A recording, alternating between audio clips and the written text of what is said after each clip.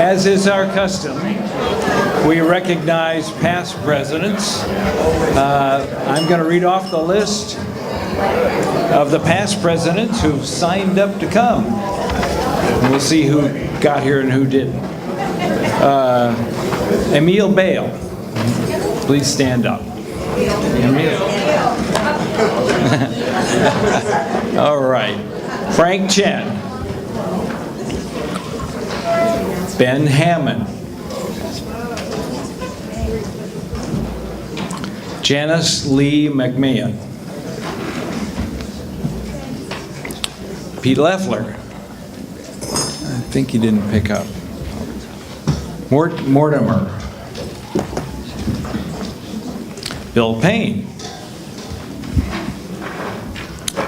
Ken Riley. Wally Roswald. Tom Santley. Fritz Sears. Eugene Sun. And Dick Ward. Did he make it? No. Thank you very much, our past president.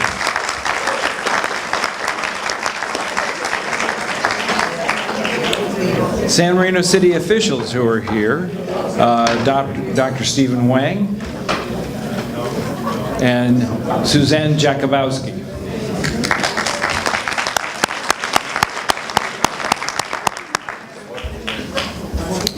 City officials, Chief Incognito.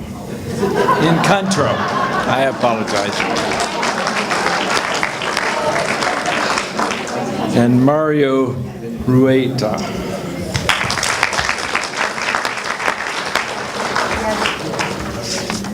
School Board, Dr. Joseph Chang, Chris Norgard, and Shelley Ryan.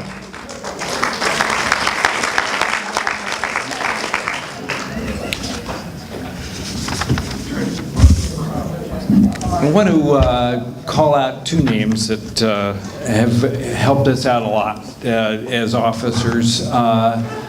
Cheng Duncan and Larry Yang have done stalwart efforts to help us get out our invitations. I know we had some problems this time around, but we're going to fix those. But I want to recognize all of their work that they've done for all of us.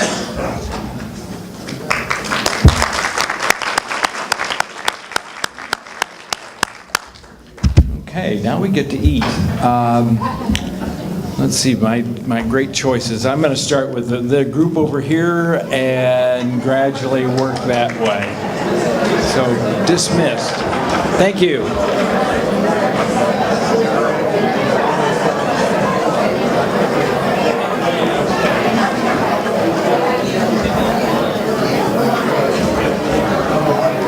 The remainder of the program.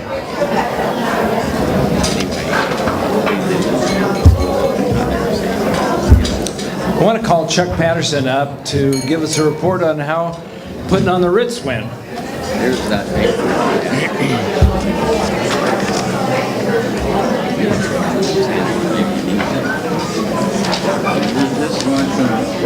No, actually, I wrote that. I know you did. That's okay. No. Thank you. Well, I'm going to see if you're right when you do it. Okay. All right. So, for those of you who did not attend, you missed a very good party when we did the annual dinner dance. We made a profit, actually. We made $72.27, which may assure its continued existence next year. So the other thing I want to do with the opportunity is to give you an advance warning for the summer fiesta. It's going to be June 19th. It'll be the third Tuesday, like this is, of the month at the Old Mill. Last year the costs were $49 a ticket, and I assume they'll be in that ballpark again. The one difference is that last year they said the first 165 to register could come. I've been requested by the Old Mill to keep the numbers at 135 max because of noise problems with the neighbors. So when the flyers come out on the tables at next month's meeting, and you have someone to contact, get your name in quickly. Okay? Thank you. Invite the neighbors. Thank you, Chuck. It was a lot of fun, and I would urge everybody next year to please come, because we had a great time, and we had it at the St. Gabriel Country Club, and they did a really nice job for us, so hopefully that'll be the same next year. I want to, if anybody's here who hasn't sent in their membership renewals, I want to urge you to do so. We're in the process of putting together the roster. In fact, we've already sent the information to the printers, so that should be coming out shortly. But please send your dues in. I'd like to introduce Police Chief John Incontro. I got it right. He's going to give us a 5-minute update on what's going on with the police. Thank you all very much, and good evening. I'll make this quick. 2 things I want to talk about. The first one is over the weekend we've had 4 burglaries. 1400 block of West Haven, 1600 block of Shenandoah, 1200 block of Old Mill, and the 800 block of San Marino. The only residence where we've been able to get some video was in the area of the occurrence on San Marino. The other 2 locations were vacant homes. The owners don't live there, so we don't know exactly when the crimes occurred, but we know that they occurred and were reported on Sunday. No information on loss, no information, no cameras, no video, nothing for us to really work on. But 1400 West Haven, we've identified the suspect, he's in custody, and we've recovered some of the missing property.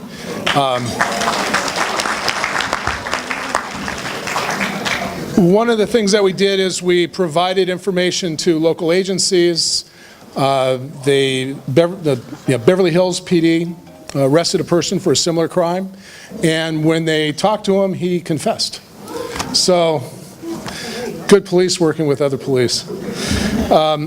Just want to remind you all to, if you have an alarm system, please use it. 35% of our victims who had alarms used them last year, but 65% did not have alarms. So alarms, cameras, having a good system that's monitored by a good reputable company is very important. A lot of different things. Please participate in Neighborhood Watch. You can give me a call, or you can go on email and we'll respond and have one of our sergeants or 3 officers come to your house and help you with the program. And we even have an officer who speaks Mandarin. So we'll be able to help those folks who don't speak English very well or don't speak English at all. One of the things I'd like you to do right now, how many people have Nixle and are subscribing to our Nixle account? Okay, all of you who did not raise your hand, please take out your phones. Please do that for me right now.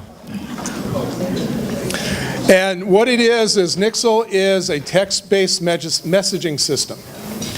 And we're able to give you information about crime information. If you know or realize that we have a very small sinkhole over at Oak Knoll and Huntington, that day we put out information on Nixle. So those of you that didn't have Nixle didn't know. So on your phones, in the phone number space, 888. No, it just take your, like you're going to do a text message. Sorry, I forgot that part. In the text message, in the phone number or the name, write or press 888-777. And in the messaging section below, type in San Marino PD. One word. San Marino PD.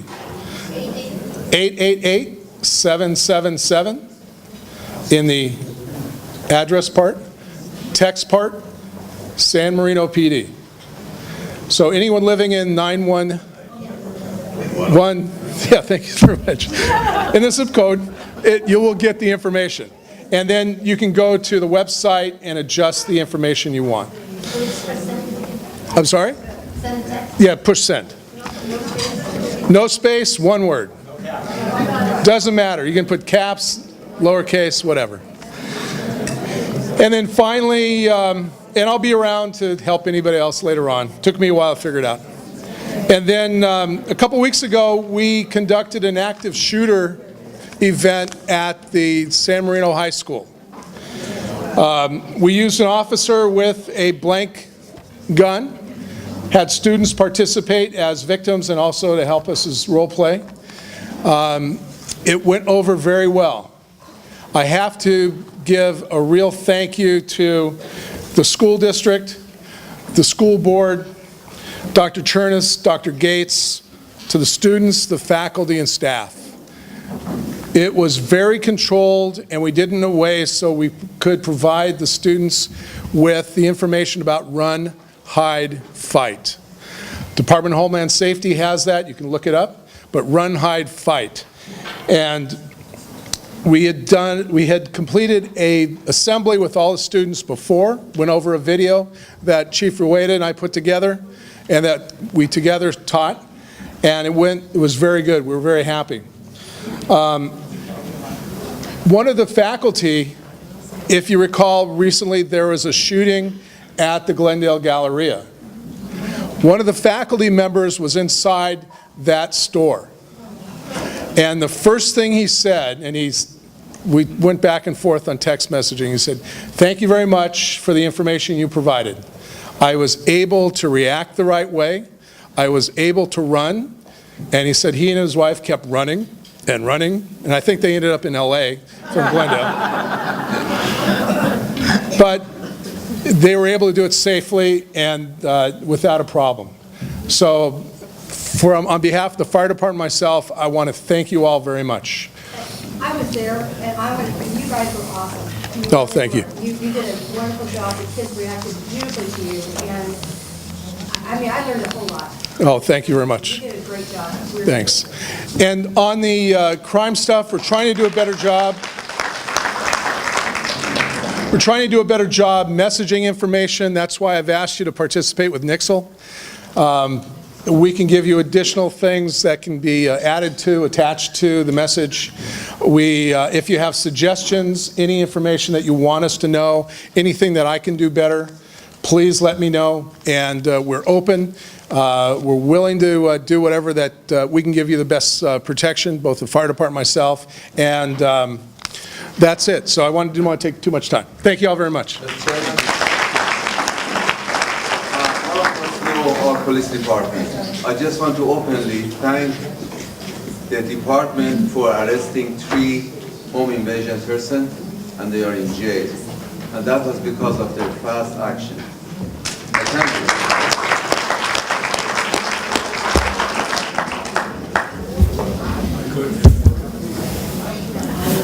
you. Yeah, information is the best thing, and the more we learn. I hope you'll do these active shooter drills at least once a year. I think it really helps out. Kids know better and the adults know better.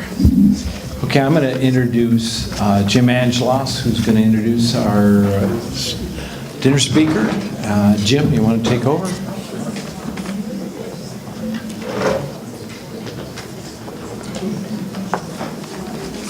Thank you, Dick. We're in for a treat tonight. The San Marino City Club is honored to have Dr. Alfredo Sadun as our guest speaker this evening. I have heard from very good sources that we will probably see him in the next Dos Equis beer commercial. For Dr. Sadun may be the most interesting man in the world. Stay thirsty, my friends. Dr. Sadun graduated from MIT in 1972.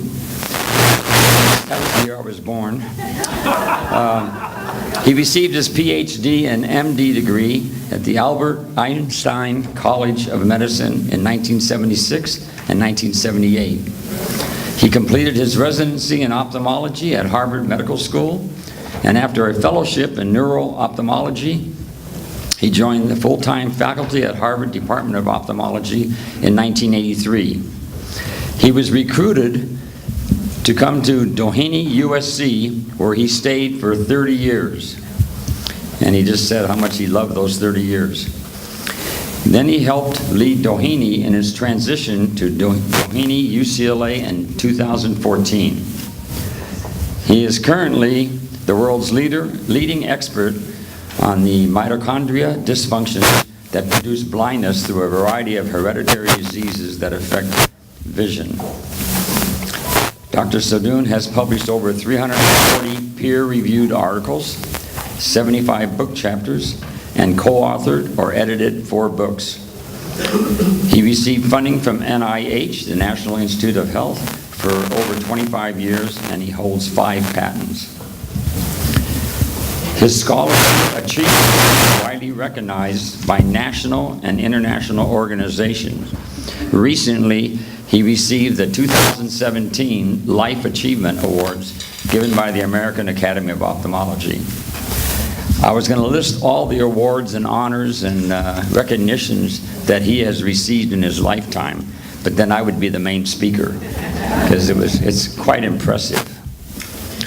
Most of you don't know that I went through Harvard. I didn't go to school, I just walked through the campus once. So close to home, Dr. Sadoun was a founding member of our school district's academic advisory committee. He is the father of 3 outstanding, talented San Marino High School graduates. I think 2 are lawyers. One is MD, PhD, and followed in their father's footsteps. One lawyer became an inventor with another group, so we'll have to look out for their stock because I think they're going to make it. His wife, Deborah Sadoun, who is here with us this evening, she is the chair of the San Marino Library Foundation Board of Trustees. Mrs. Sadoun, please stand up and be recognized.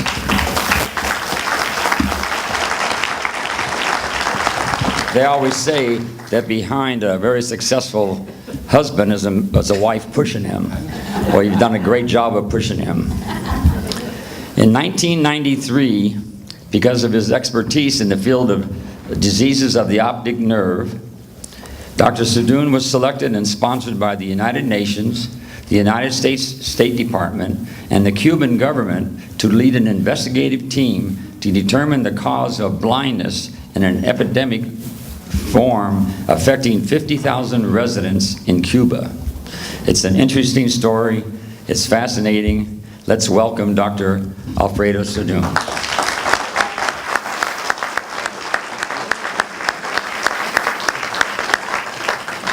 Thank you, Jim. Thank you, all of you, for being here. I've not been to this dinner before, so I didn't think that I would know too many people, but of course it turns out that I know most of you. All very familiar faces, largely because we've lived here 35 years and our 3 kids grew up here and went to Carver and went to Huntington and went to San Marino High School. So let me use this moment to say that they've had brilliant careers, probably in small measure because of Deborah, and equally important measure because of the school system here.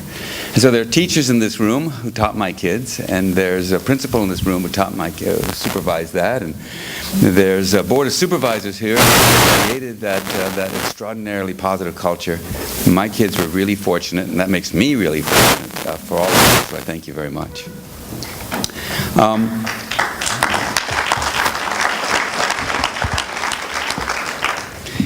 And I realize that I'm actually better known in most communities outside San Marino than inside San Marino, and that's because my wife is famous. So when we go to places like the Fish Grill, it'll always be her that gathers a crowd. And when some people call me Mr. Sadoun, or more likely Mr. Deborah Sadoun, just Deborah's husband, it's all good. I'm very proud of her as well as of my kids.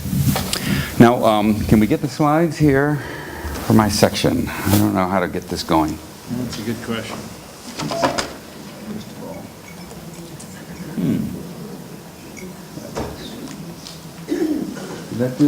There we go.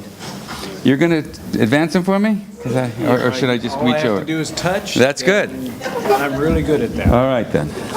This is the official logo. Now, as you've heard already, Doheny was, and the reason I came out here 35 years ago, a great eye institute associated with USC. But in 2014, things didn't work out so well. And you actually understand the story better than you think you do, because a different side of that story has been written in the LA Times 15 times now, because we had our differences with the dean as well. And Steve Ryan and Ron Smith, who I loved and suggested that we leave, unfortunately died immediately, one after the other, and the faculty somehow entrusted themselves in me, and so I'm incredibly privileged to have been now the new chief at Doheny. Next slide, please. That's more to it. I'll try one of these ones. Yeah, that'll do it. So what we're going to talk about today, and this is one of my favorite talks, is this epidemic of blindness. And I'll spice it up because it's also going to involve a whole lot of Castro stories. And he was my partner in crime for that period of time. And maybe it's not a wise thing to say that Castro is your partner, much less in crime. Let's go to the next slide. But I did also want to show you that this is our new building. We haven't moved in yet, but that used to be the Avery building. It's just opposite the Norton Simon, the other side of the 210. It's on Orange Grove. And so that's where the new space will be for the Doheny Eye Institute, making UCLA the only university in the world with two eye institutes, Jules Stein and Westwood. And for those of you who love Pasadena, forgive me, but we're going to call Doheny Eastwood. And let's create our balance thereby. Next. Okay, but let's go on with the story, because I think it's a good story. And I often give this story at different universities around the country, but there I emphasize the science and medicine. And today, instead, I'd rather emphasize partly the medical mystery, but the politics, the intrigue. There were some interesting things going on, even a little sexual tension with Castro. So, yeah. 1993, I'm at a scientific meeting in Florida, and I'm approached by both the State Department and the UN. And they proposed that since I'm so close in Florida, I jump into Cuba, where something was going on that I'd never heard about, an epidemic. And they said tens of thousands of people had gone blind from this virus sweeping through, but it was very particular. The virus was destroying the optic nerves, causing bilateral permanent blindness. And I'm the optic nerve guy, wouldn't I go? And I thought that was a terrible idea. I said, I need to check some things out. So I came back to LA for the purposes listed above here, which is I want to check with the State Department, build a team. This is a big project. We have to have the right people going. Research as much as I could for a couple days what could have been going on. It didn't make a whole lot of sense, the story I got. Check with Deborah, and for the record, only twice has Deborah said no to me, and this was one of the 2 times. Because she checks with herself with the state and finds out there's no U.S. embassy. And if anything goes wrong, the State Department says, you're on your own. If Castro doesn't like him and puts him in a dungeon, it'll be very unfortunate, but we can't help. We're officially in a state of war with Cuba. But they said, don't worry, because we hear it's a very contagious virus, so if I were you, I wouldn't worry about him being imprisoned. I'd worry about him coming back permanently bilaterally blind. So she did say no. Next slide, please. But I came back and I did some research and decided it had to be done. And frankly, if you're lucky enough to be at the right place at the right time when people need you, and you happen to even know a little bit about the subject, especially if it's something of major impact and you're on the crossroads of history, you can't say no. So I did find out that there are a whole lot of things, some of which could be found in the woods, that can make you bilaterally blind. This is actually a partial list of about half of the things. Just as an example, I knew they were having a terrible famine there. Maybe they were all running into the woods and getting finger cherries. And so these are the sorts of theories that I was working out as possibilities. Please. So I'm going to talk about the first of my 5 trips. That's in May of 1993. Went back to sort of figure things out and clean it up in a number of years. And then very fortunately, in 2003, the Cuban government had a big festivity to celebrate the solution to what was a crisis there. And the National Academy of Sciences of Cuba gave me a nice award called the Decade Award. But that really wasn't as much fun. None of these things were as much fun as that first time when there was a lot of pressure. And I have to honor this particular team, which included Jim Martone and Lily Reyes, for having done so many things. Without them, I'm certain we would not have succeeded. We ended up with a dozen people on our team, but this is the core. And I want to particularly mention that Jim Martone was the head of Project Orbis, and I was just talking about Project Orbis with members of we're sometimes called the silver plane that would fly into third world countries, and in a week deliver several hundred people from what otherwise would have been inevitable blindness, and more importantly, leave behind education so that that area could do better. He knew a great deal about international politics, and I thought that was important. And even though he was at Yale, he had to come with us. Was my lab tech, head tech. She ran the clinic, and she knew how I liked to examine people. But there were other reasons. Let's go to the next slide. She also spoke perfect Spanish. It turned out that that wasn't so critical. She was Puerto Rican Spanish, and they wouldn't listen to Puerto Rican Spanish in Cuba. But they provided me with a full-time interpreter and made it clear that it was their interpreter that I had to use all the time, not Lily. But still, it turns out that when she was in a dark room alone with the patients, she could communicate effectively and use that to great advantage for us. Let's go back just a second. The other thing I want to mention is that Lily was about 5'10" and strong as a horse, and so she could carry all the equipment that we needed to bring. Next, please. And I told you about Jim, and Jim was very smart and very smooth and really sensitive to cultural as well as political differences. And if not for Jim, I don't think I would have gotten out. I would have ended up in that dungeon. So his political sensitivity turned out to be extraordinarily important. And we were also given 9 physicians and scientists provided by PAHO, Pan American Health Organization, as part of the World Health Organization, as part of the UN, which was basically sponsoring this whole thing. These were not only clinicians like the ophthalmologists and urologists, but a bunch of scientists, the epidemiologists, virologists, and toxicologists. And I got to admit, I misused them quite purposely, because as soon as we arrived, I realized that Castro had an agenda for us, and he wanted us to visit all the various institutes and see all the things and see the data they had done. And that's not what I wanted to do. So I sent them to do that. But before I went to Cuba, I went back to LA, and the day after I arrived, while I was doing all my researching, as arranged, the State Department sent a courier with a package, and I was thrilled. And it was just like in the movies. It said, "For your eyes only." Brown paper with twine on it.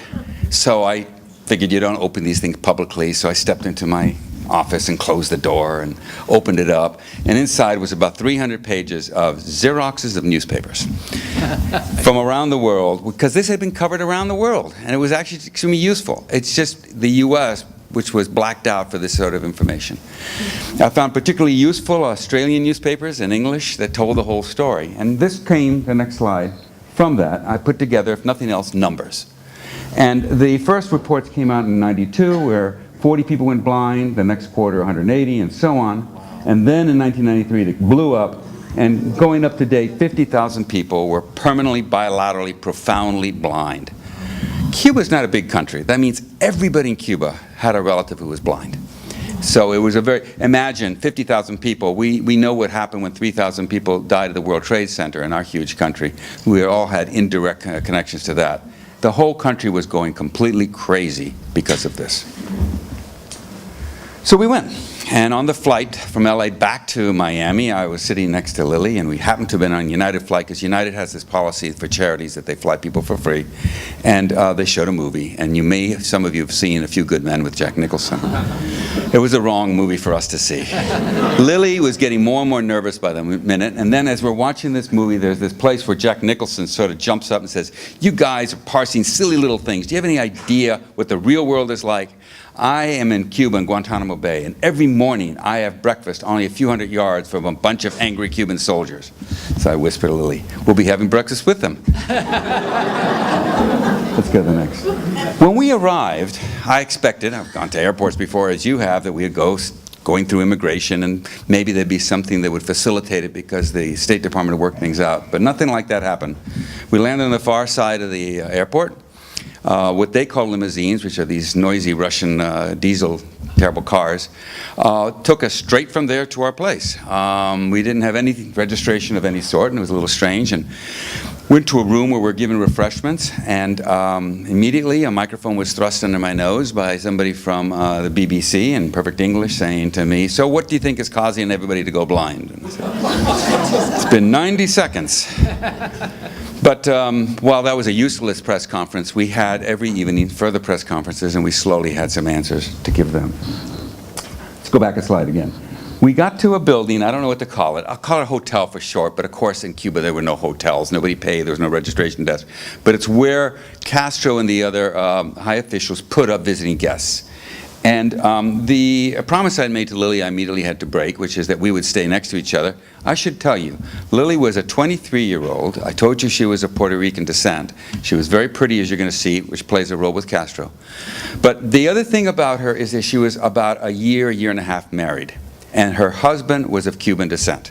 He had come over at age 2, and while he was a little more open-minded, his parents would never have allowed her to go to Cuba if she knew it. So she was doing all this on the sly, lest her in-laws kill her.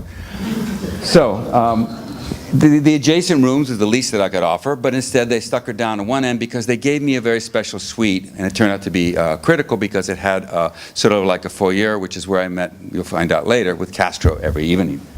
And the first thing that happened is she came running to my room, a little disappointed that we weren't next to each other. And we talked about 2 other things. Number 1 is that we had been told by the State Department to assume that we would be bugged 100% of the time.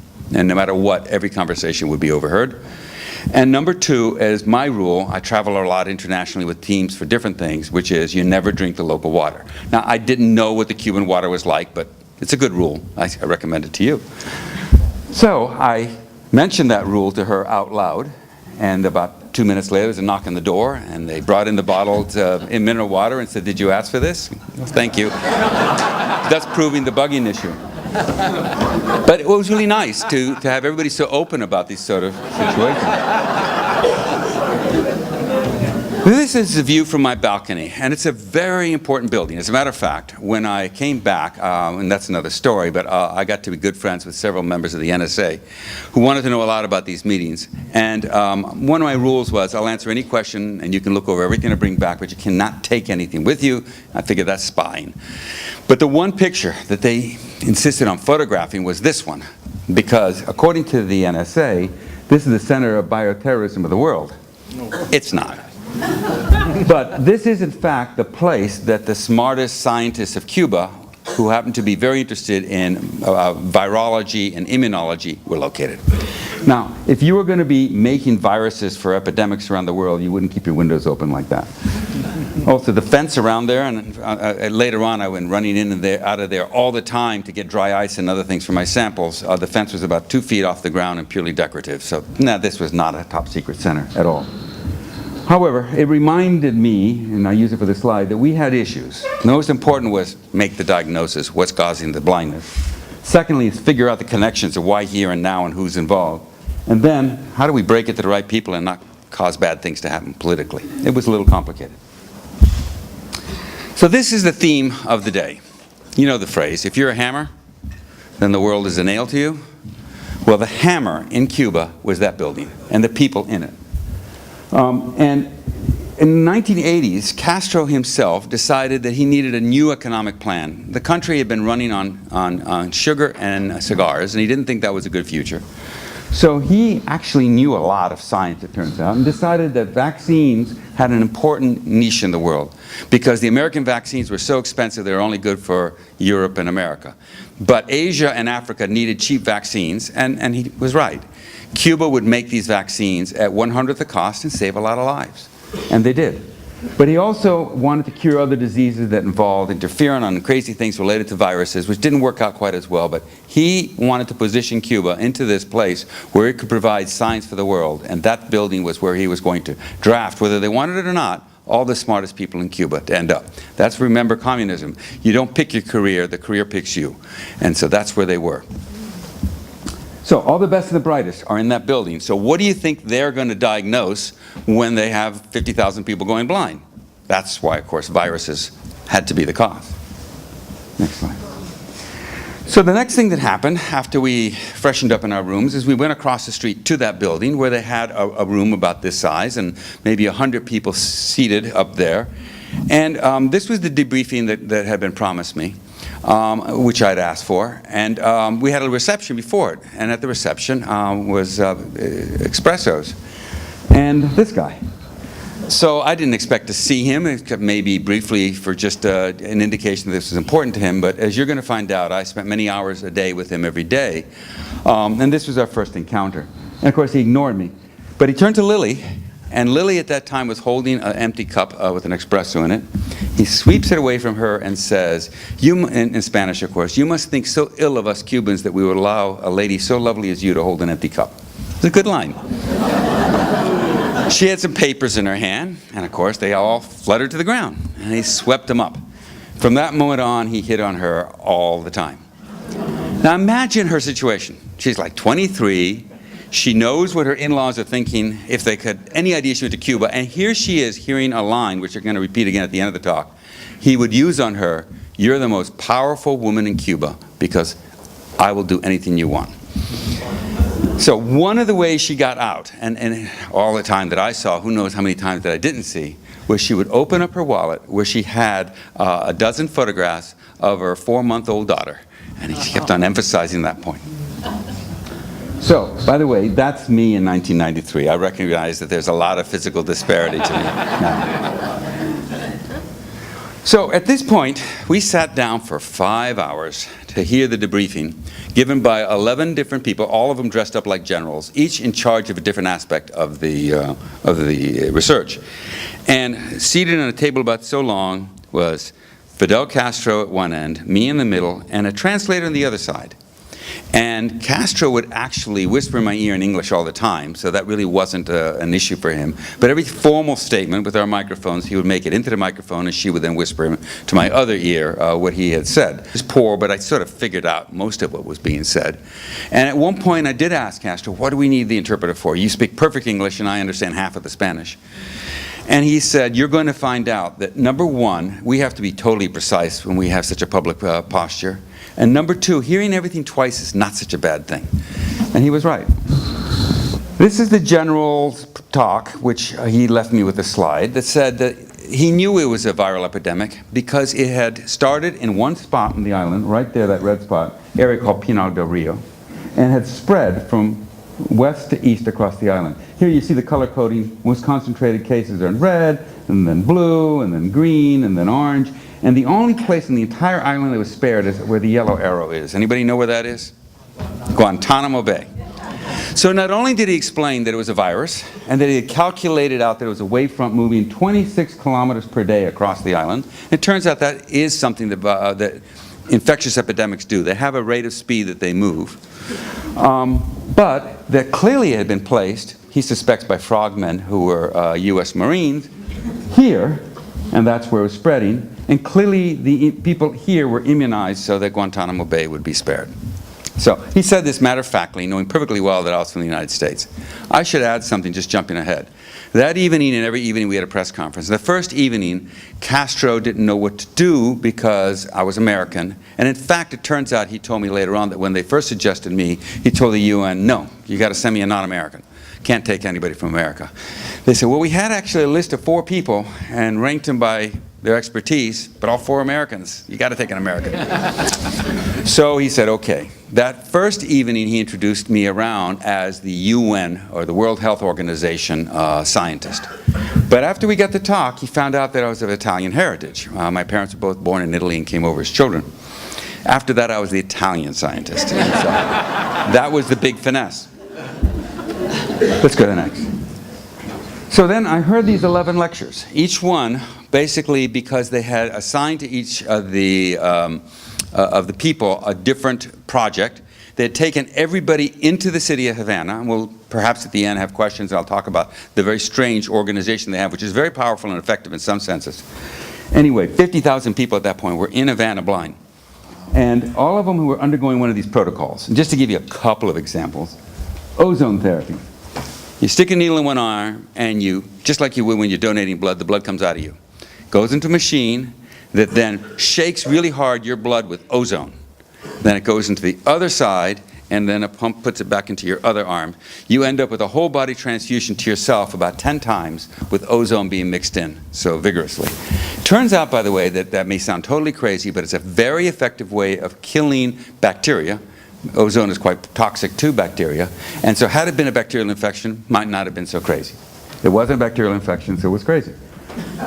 Endonasal electrophoresis. This is where they actually put wires up your nose, put chemicals into your nose, and drive the chemicals into your nose using the electricity on ionized chemicals. So there were some really crazy things that have been put out there, but here's the amazing thing. According to the scientists presenting them, they all worked. One would be 70% successful, another 80% successful, but everybody in the hospital under these therapies was not losing vision further. The blindness was permanent, but they weren't going downhill anymore. The earlier they went in, the faster that it was arrested, almost regardless of what was given, which of course is highly suspicious. Let's go to the next slide. So for 5 hours, we sat next to each other. I had to excuse myself a couple times to go to the bathroom. He never did, by the way. He's a very sturdy guy. I got to tell you something else. On one of the trips to the bathroom, I realized that I had left next to me my briefcase, which, remember, came straight from the airport without ever having been examined or observed by anyone else. Do anybody remember how the attempt of the assassination of Hitler was done? Well, that briefcase was about 6 inches away from him. So I was shocked that nobody looked through my things or checked it out, but the briefcase had papers, of course. At one point, somebody said 80% of people improved. I think that was the nasal electrophoresis, and Castro stops them. And he says, do not exaggerate, it was 78%. And the guy apologizes. So I knew one of two things. Either Castro was watching and micromanaging everything, or he could say anything he wanted and nobody would contradict him. Turns out both were true. A little bit later, they start talking about how the virus had been cultured into this sort of kidneys of monkeys and this and that. And 123 of 126 people who were so tested had the virus, a Coxsackie virus, grown out of their CSF, or their brain. Now, first of all, you don't get 123 out of 126 success on any test known to man. That's just too good. Secondly, it just didn't make sense, a viral meningitis, because the next question I asked was, how many people went blind in the dormitories of the military? How many children? How many orphanages? How many old age homes? The guy looks at me, takes in the question, and then just starts talking about how their technique for growing the virus was so smart. And Castro, in English, says, don't bullshit Sadoun. It's really gratifying. He says, answer his question and don't avoid it. To which the guys say, actually, for some strange reason, nobody under the age of 15 has gone blind. Well, viruses love little kids. And then nobody over the age of 88 has gone blind. Well, viruses love old people whose immune systems are messed up. So this made absolutely no sense. And finally, how many of these CSF samples had white blood cells? And the answer is they didn't. Well, viruses cause meningitis, cause white blood cells. It made no sense. It was obviously a mistake of the lab, which it turned out to be later on. There was nothing to do with viruses. The next thing is, having sent a larger group to go visit all the things and look at all the data that they accrued, it would have been insulting not to. I was able to start from scratch. And I didn't care about seeing 50,000 people or even 1,000 or even 100. I wanted to see a few people really carefully according to our systematic approach to see if we could understand it. In the end, by the way, we spent the next 4 days working 10-hour days and saw 13 patients. But boy, do we see them. And this is one of them, the first one. And of course, you do the usual three things: history, physical, and special tests. Again, that's me, and these are two members of the Pan American Health Organization. And history is so important, we wanted to do it right. And so we did it 3 times over for every patient. But, next slide. Initially, we did it very badly. So I'm sitting there asking her questions, and that same lady is constantly looking not at me, but up. And behind me were about 4 Cuban officials looking like generals with their uniforms on. And next to them were the same CNN, Reuters, BBC, and NKH rolling their video cameras. And it was just beautiful to see Martone say, this is ridiculous. She has no interest in telling you the truth. She's interested in saying the right thing in front of this cameras. Everybody out. Does it in a very impassioned way. Everybody out. And he literally shoves everybody out of the room, closes the door, and says, let's start again. Which was brilliant and effective, and the only way this would have worked. So we asked the questions. First, one of the Venezuelans or Mexicans in Pajo would do their best as neurologists and ophthalmologists. Then I would use the translator assigned to me, who, by the way, was at my side when I got up every morning, would join me at 6:30 in the morning and would be with me until about 1 o'clock every evening, every day. It was unbelievable. A very, very intelligent woman that she had that stamina. And Lily. But Lily got to do something special. She did it in private, because at a certain stage, she had to put drops in the patient's eyes to dilate them, and then take photographs of the back of the eye. And they were alone for 30 minutes in the dark. And Lily had been, I think, she was a very talented person, but I had spent most of the flight not talking about the movie, but about these questions are critical to us. And she did wonderful things with those questions. Castro was an amazingly intelligent man. I guess to run a country like that, it has to be, and if we have a chance later on, I'll tell you about some of the political sides of the story that I'd never heard.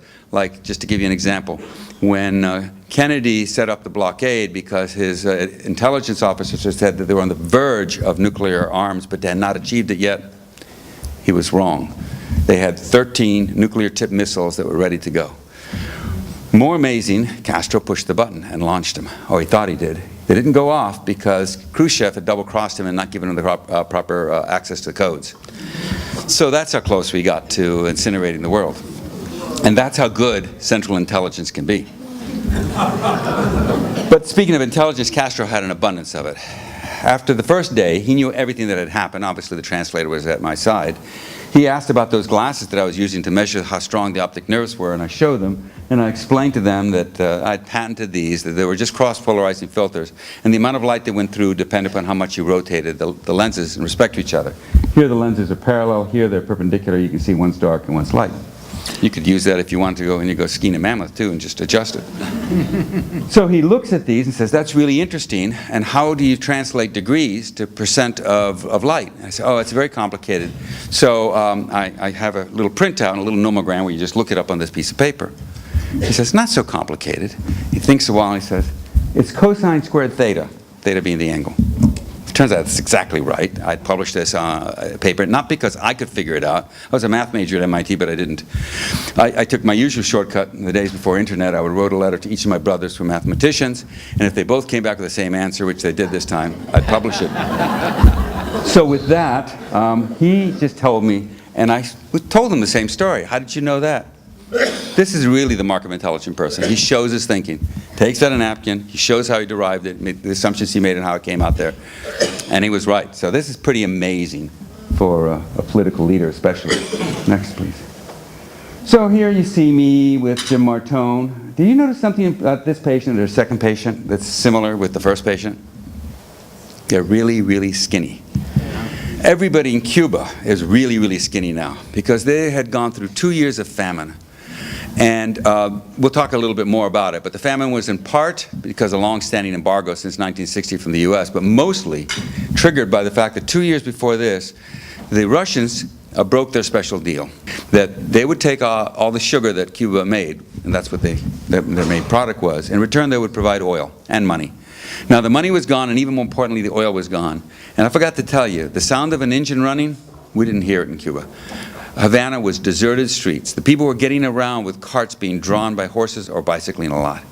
And out in the fields, it was astonishing to think that this was 1993, Western Hemisphere, they were back to using oxen to drag the plows, and they had no fertilizer. So they couldn't import food and they couldn't make food, and so they were starving. This, by the way, is a guy named Rafi Mendoza from Venezuela. Happens to be the world's authority on how to do things called visual fields. He was my visual field tech, so I had it pretty good. And every evening I would meet with Castro, as you see in this picture. This is the head of the National Academy of Sciences in the shadow. This is the head of the health ministry. Castro and I are going over some biochemical pathways. That's Jim Martone, that's Lily. One or two stories come out of this that I think are interesting. Number one is every time I would try to tell him in the evening what had happened and what was important, he would sort of push me aside and turn to Lily and say, you look so beautiful, despite being so abused by Dr. Sadoun, who didn't let you have lunch again. And in fact, we would get back and she wouldn't even have time to change, except for this one occasion, which is why she let me use that picture. And he knew what we were doing, but he flirted with her incessantly. This happens to be something called the Krebs cycle that I'm showing him.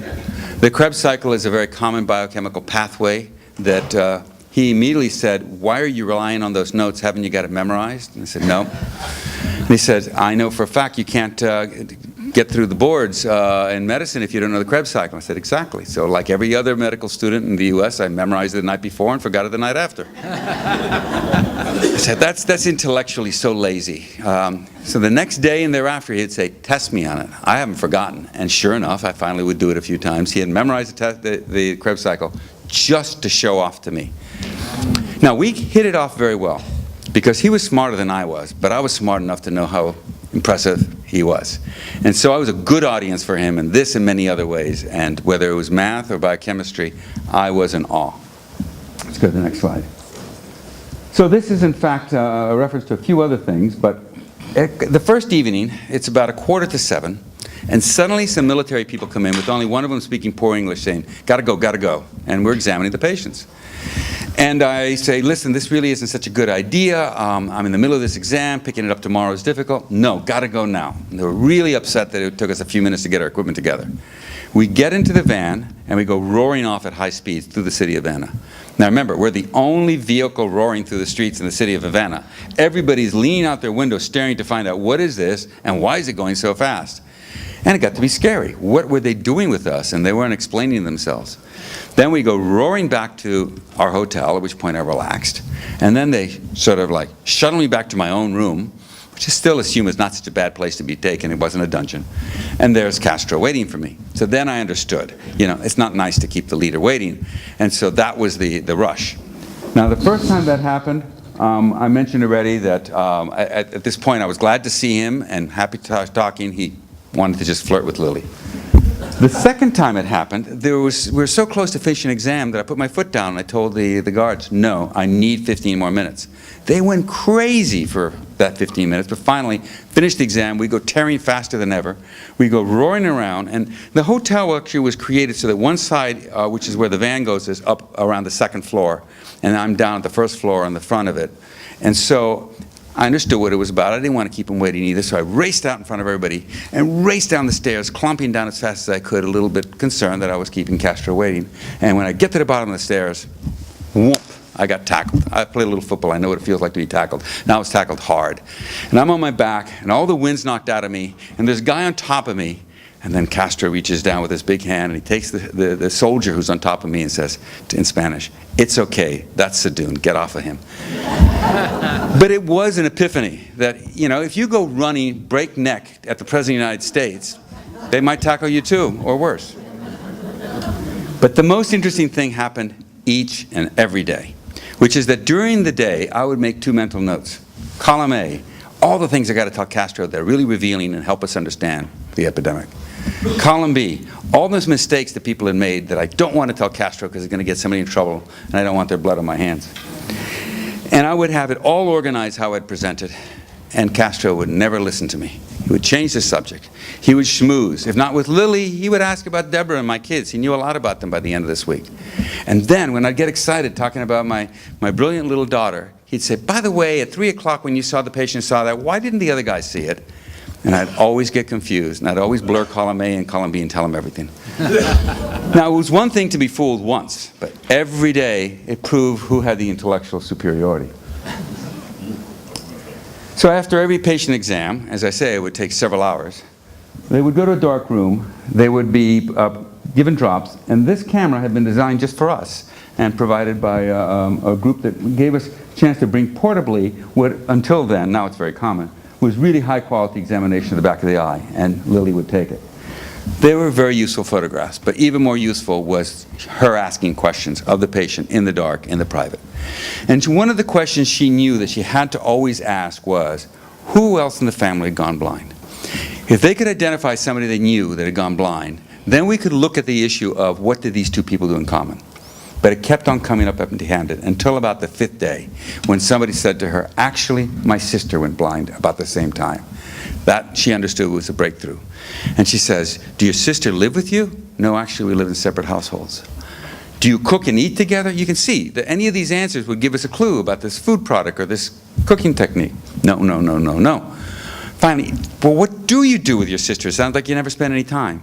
He hems and haws and says, every other Sunday we take a walk through the woods together. That's a little weird, brothers and sisters taking walks in the woods together.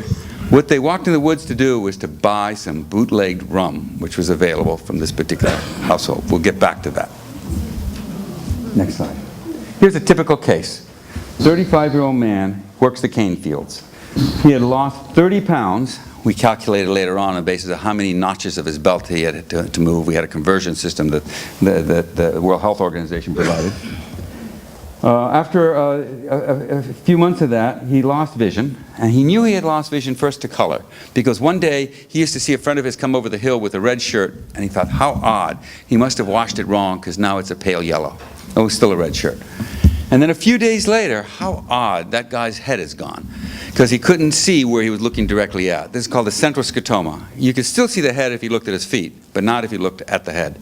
And the scotoma would get bigger and bigger until he was legally blind in both eyes, and he had absolutely no color vision left. Now, this is obviously part of the collection of pictures I show when I give a scientific presentation on this. We're not going to get into what the back of the eye looked like. But it wasn't that bad. But it had a few features that were common to a disease that I knew that had nothing to do with this, at least on the surface, but everything to do with it deeper down. A genetic disease that I happen to be very interested in called Leber's hereditary optic neuropathy. They look the same. That's a genetic disease. Obviously, 50,000 people didn't suddenly get a mutation at once. It couldn't have been the same thing, but it was a clue. Next. Plus, they had neurological problems. These were the most common: hearing loss and jerky movements and an inability to feel well with the fingertips and pains in the hands and feet and knees that don't kick when you bounce it with a hammer. So they had those other issues telling us something about what parts of the brain were being involved. But more pertinent, of the 13 people who had the features in the back of the eye that were objective, of the 13 people who had gone blind, only 7 had those features. What about the other 6? Turns out that they were functional. I can't tell you whether they were malingering, because after all, if you were blind, you got to go into a nice hospital and finally get some good food, which of course was the one common thing that all 11 of those protocols had: good food. Or whether it was the fact that these people were in mass hysteria. I think the likelihood is that the second, because every day's newspaper was about this blindness. And this was like a science fiction, a bad science fiction movie. This sense that the earth was coming to an end, that everybody was going blind. People were pretty agitated about it. I should also add that every day, several of these people, the officials, would remind me that the whole island at this rate would be blind in another year, and the whole world would be blind in another 3 or 4 years. And so it was really the end of the planet as we knew it, which is a little upsetting to think about. Everybody smoked cigarettes, lots. 6 of the 7 were heavy drinkers, and 5 of these 6 drank home brew. Home brew being, of course, what Lily had discovered between the brother and the sister. Could this just be nothing more than methanol toxicity from badly made alcohol? No. First of all, the people who were making this were the guys sitting on the sugar, which was piling up on the wharfs, who knew perfectly well how to make good rum. They've been doing it all the time. Second of all, if you have an epidemic of drinking wood alcohol, most of the people who drink it die. Nobody on the island had died. There's only a tiny window between going blind and dying from that. So this wasn't that, but obviously it was related to that. Let's go to the next. So it was time for us to go. We had made arrangements with the State Department. And the night before, I did tell Castro that I had a lot of things to say.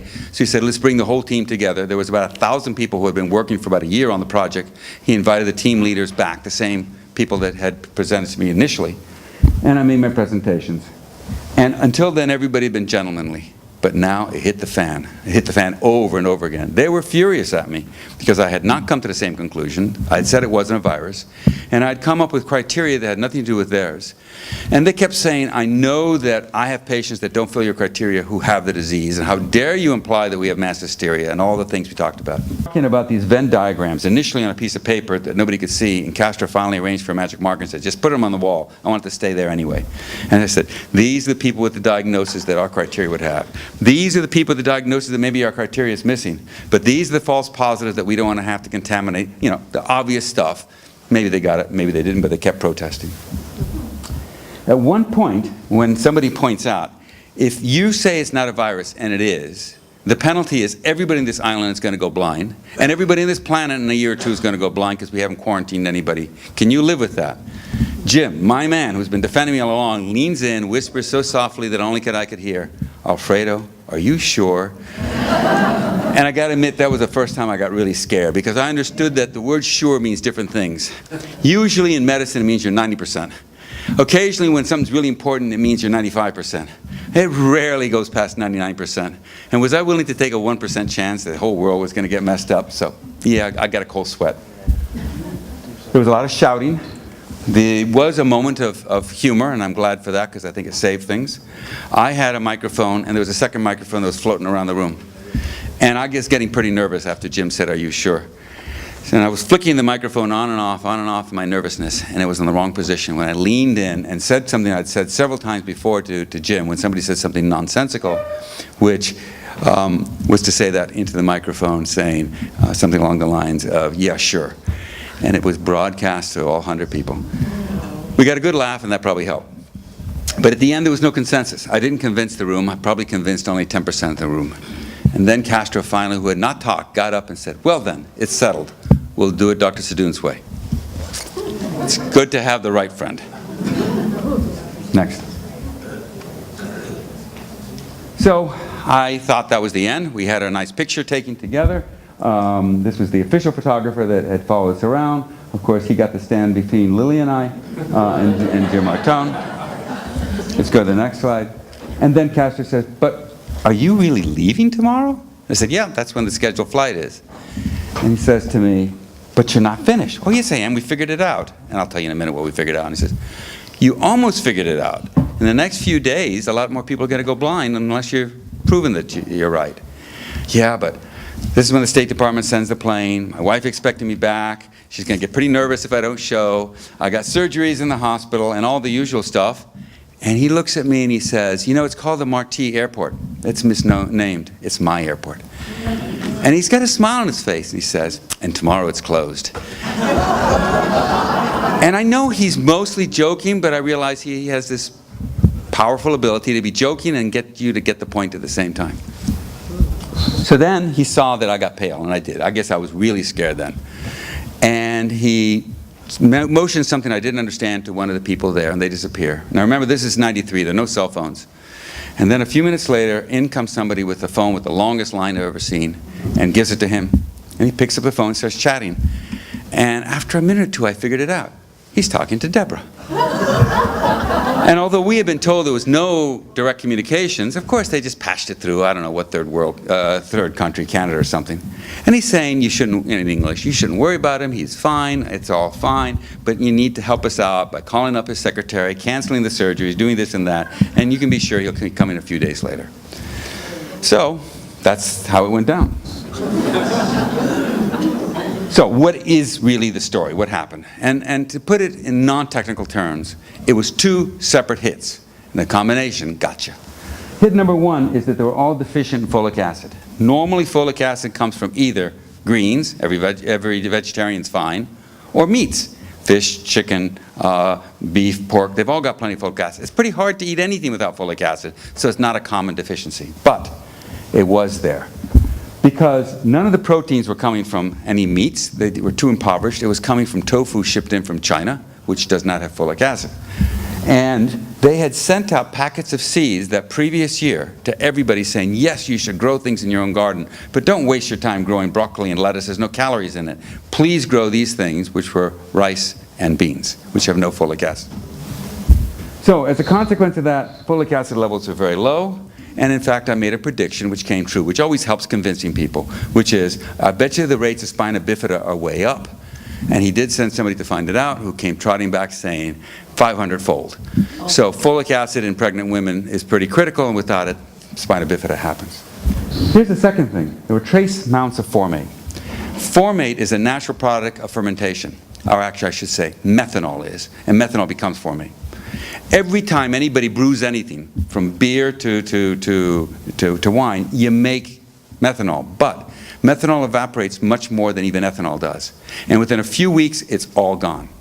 So maybe that's why every culture ages thing. But it doesn't take long to lose it when it sits in a cask or anything else. But here, because it was illegal, and I forgot to mention something, Castro, to save money, had said, all the rum made in this country is only for export, not for local consumption. They liked their rum. There was a lot of sugar piling up on the western end of the island. By the way, that very place that I showed you the epidemic began, called Pinal del Rio, that's where the sugar center was. That's where they were making the rum, and they were shipping it and drinking it as soon as they made it. It wasn't badly made, it was just too fresh. Next, please. So to test the theory, I had to do this. And I got to be frank with you, I didn't do this until after I left Cuba. I couldn't do it there. Which is, Castro gave me 2 bottles of his very best super aged rum, and I sacrificed them to science. I sent one to lab 1 and one to lab 2, and they came back with less than 0.01% methanol, which is close to 0. So There was none in it. And I couldn't get any. I tried hard to get bottles of the bootleg stuff, but I had friends in high places, but not in the right places here. And I complained about that. As soon as I arrived in Miami, I was interviewed by the New York Times, and I'll tell you that I've been interviewed a half dozen times, and everything always turns out wrong, including here, they got the wrong story. But they did get the fact that I wished I could get the bottle. Next day, I got a call from a Canadian ophthalmologist who says, "You really need the bottle?" I said, "Yeah." I said, "I'll get it for you." "How is that?" "I'm Canadian. I don't have to follow American rules." Next day, he gets to Cuba. The day after that, I received 2 bottles that he sent me. Those are the 2 bottles right here, and more or less that's 1%. And that 1%, if I drank it right now at dinner, would do me no harm at all, because it would become a formate, and formate gets detoxified. But what detoxifies formate? Folic acid. So the poor folic acid molecule, obviously I'm investing a little personality in a molecule, has 2 choices. Go left and detoxify, and now you're used up, and there's none left, or go right and let the formate accumulate, both of which cause the same thing. Mitochondria stop working. Without getting into details, it kills these cells. Next slide. Oh, I'm sorry, back one more. We're at the last slides, and if you guys want, I can quit right now, because I told you, but I've only got 3 more. Okay. Why did this happen? Oh, actually, pull back one more slide, please. I want to just see how it leads in. This is when I went back and I re-examined. Let's actually go back one more slide, even one more. So I went back with Rebecca, 12 years old, because Deborah was very noble. Castro had said, "Please come back and bring your wife, and I'll make you guest of state, and you'll get to do everything you didn't do the first time around, visit the beaches, go to the restaurants, see what Cuba's like." And now, of course, this is a joke. This isn't the truth. But Deborah checks with the State Department and says, "Yes, but you can't spend a penny. We have a U.S. embargo, and that includes you." But that obviously had nothing to do with it. She realized it would mean a lot to my daughter, and so it did. When she arrives on the island, the same thing. We land on the far end of the runway, but this time there was an extra limo. One of them was for her, with a white-haired driver and a translator, and another one who says, "I'm the Minister of Youth." That's a cabinet minister position in Cuba. Ordinarily, I report to Fidel Castro, but he said, "This week I report to you. We can do anything you want."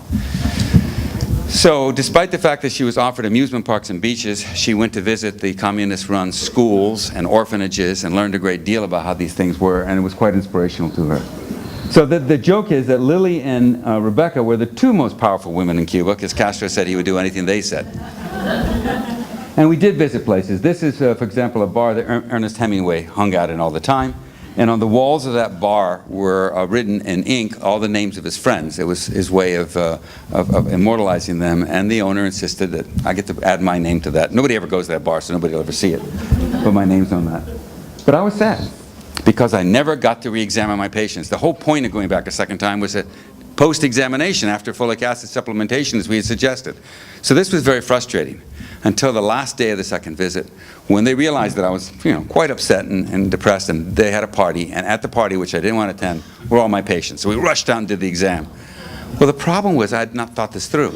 These patients came from all over the island. We didn't select them for location. They'd come to Havana because they were blind and new diagnosis, but now they had gone back to the corners of the island, but they still had no gasoline. They had no way of shipping them back to Havana and quick notice to see me. They ended up using the military, and they were all picked up by helicopter and brought in. And so I got to examine them. Next slide, please. This is what happened when they added folic acid, as I suggested. The epidemic went away. No new cases. Now, I left Castro with 2 predictions. Number 1 was, give folic acid, the epidemic's over. And he wrote me a letter to the Swiss embassy saying, "You're batting 500. That part you got right." The second prediction I made is that everybody who had gone blind would stay blind because their nerves were shot.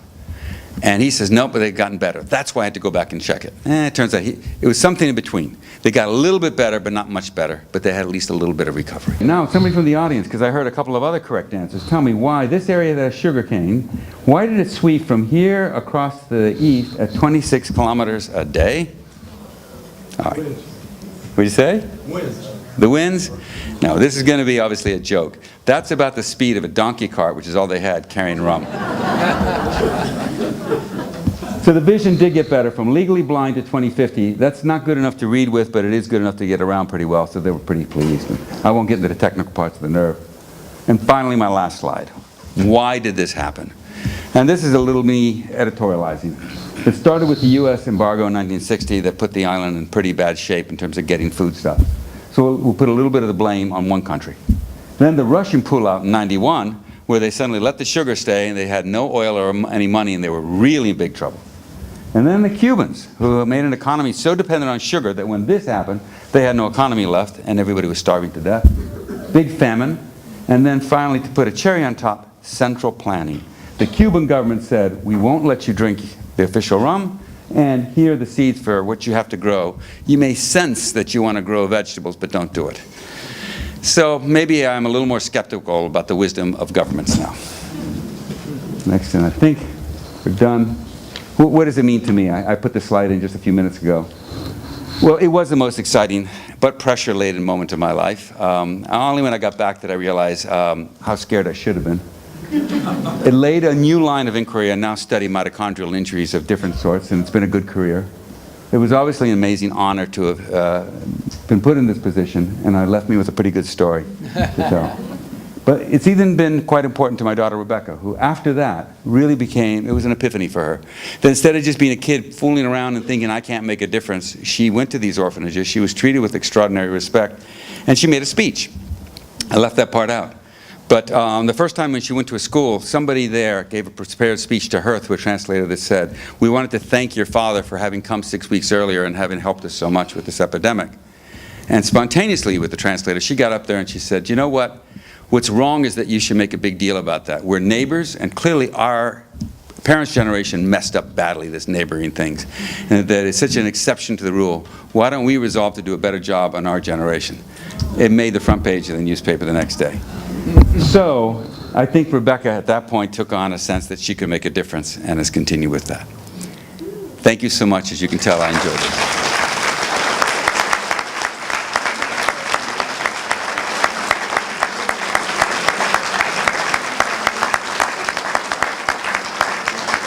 Absolutely.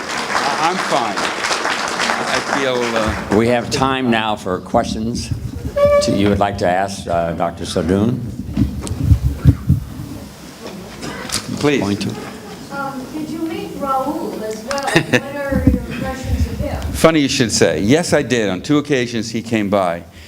I thought that Castro must have been a villain. He did some terrible things, but he was an idealist. He really believed in his cause. He really believed in the people. And when he told me that my delay of not staking around would cause thousands of people their vision, he cried. Maybe he's a good actor. But he convinced me he cared. Raul was exactly the opposite. Beady-eyed, not so smart, not an idealist, consolidating power, just a person who wanted to control things because that's the thing to do. I had the opposite impression.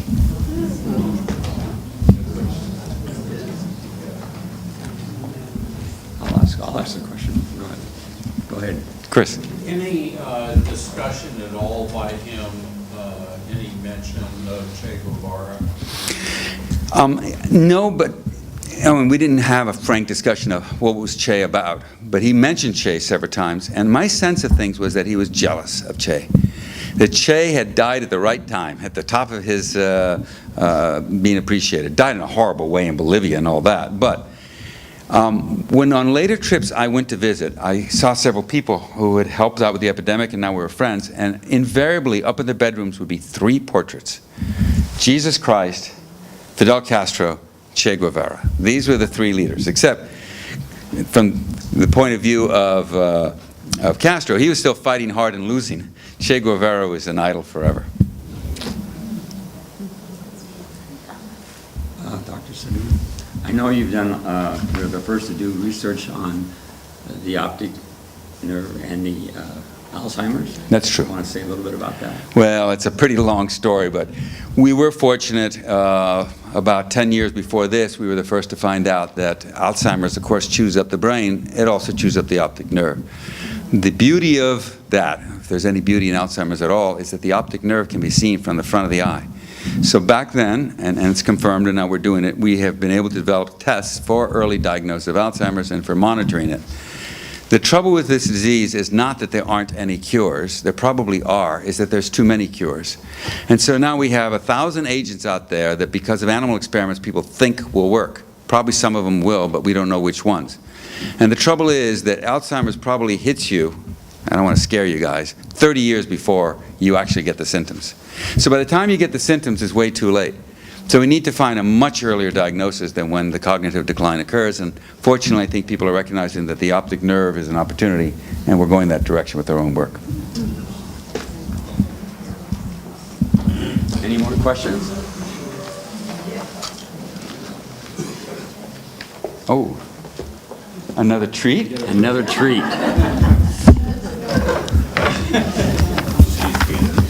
Yeah, Dr. Sadoun, on behalf of the City Club, we would like to thank you for a wonderful presentation.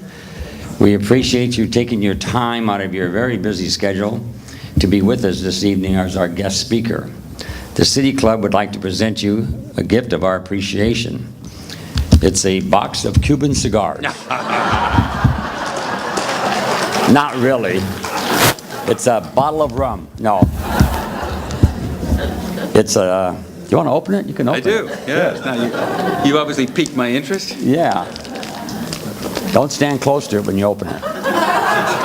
Thank God this is not Austin, Texas. Yeah.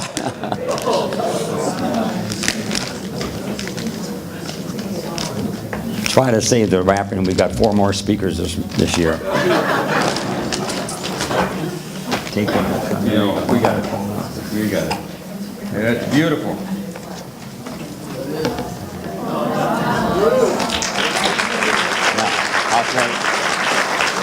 Speaker series for 2018 in appreciation of Alfredo A. Sadoun, MD, PhD, speaker for the March dinner meeting, March 20th, 2018. Thank you.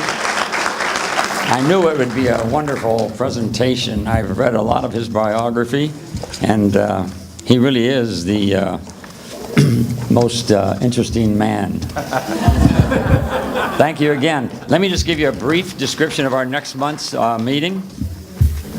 Our speaker for next month, April 17th on a Tuesday, will be Barbara Biskin, the Silicon Valley celebrity who develops goods for an aging population. She will share her unique insight with her topic, healthy aging. At 94 and blind, she is not your typical product designer.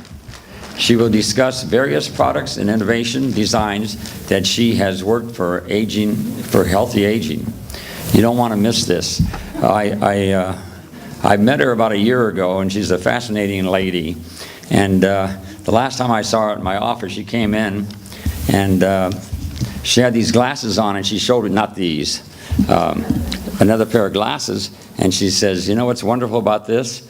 They had little cameras on the side, and she can read her iPad. It's for the legally, these are some of the innovations. And she, when she walks into the office, she has these ski poles that she got at Costco, and she modified them so they're up higher. And she was talking about and have grips on them that are wider because she's got a little bit, I think, some arthritis. And these are, she's doing some work at the Silicon Valley in the one of the companies. She applied for the job, I think, when she was 89 or 91. And she said she cut her resume down to 9 pages. And so the department, they were looking for employees in different fields. And the head of the company said, I want to meet this lady. And so they brought her, she came, and she was up at near Stanford at the time.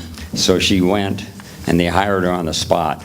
And so she's a very interesting lady. I think we'll all enjoy it. Not that we're in the aging population.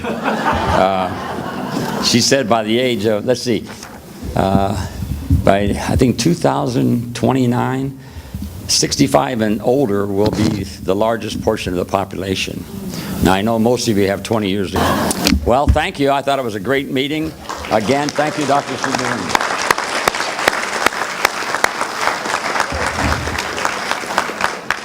We haven't gotten the rain yet. I called the weather forecast.